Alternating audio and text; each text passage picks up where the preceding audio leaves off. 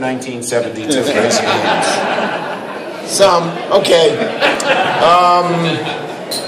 I was only 21 years old. I don't want you to think I'm that old. In any case, it is great to be here. I want to thank you for supporting this wonderful club. I would tell you that you have our back in every way.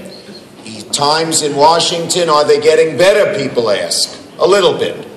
Or as they'd say in the southern, not in the CBID area, but my old 45th AD, abyssal, a little. As you know, the two areas I am most focused on right now are trying to get some good gun control legislation passed. We're doing our best on that. It is utterly amazing, the arguments that are put in the way of good gun control. And these are arguments, I mean, who could be against? I wrote the Brady Law in 1994. I am on the cover of the NRA magazine once a year with a bullseye on my forehead.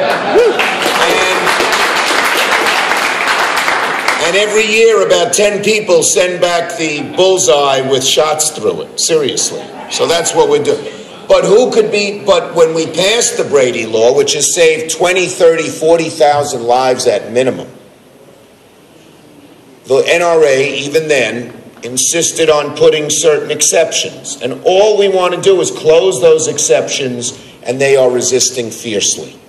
The other area that I'm working very hard on, I think this we have a really good possibility, is real immigration reform and bringing the 11 million people out of the shadows and giving the DREAM Act kids their citizenship, which they so deserve so quickly. And so I think we can pass both of those. But one other issue I'd bring to your attention, which isn't on the radar screen, but we need the progressive community to be behind it. We have a federal court system.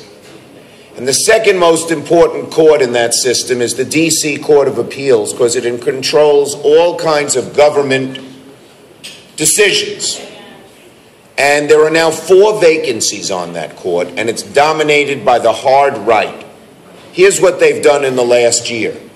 They have overturned the EPA's ability to regulate existing coal plants, which send their pollution here and kill the Adirondack Mountains. They have rendered the SEC impotent by saying that the SEC can't pass rulings unless they do what's called a cost-benefit analysis, which ties any rulings to go after our financial institutions in knots. And third, they just recently ruled that recess appointments couldn't be taken into account. Why did they do that? They did that because the NLRB, which has finally begun to swing the pendulum a little bit back so that workers and unions could actually organize people as opposed to the rulings under the Bush administration, which for 8 years, but now they're going to render those decisions moot. And so we have to fill the DC circuit.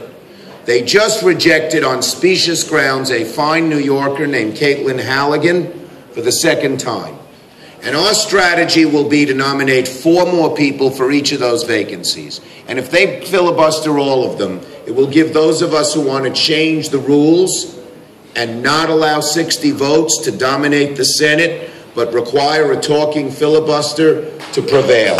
So we will fill up the DC circuit one way or the other.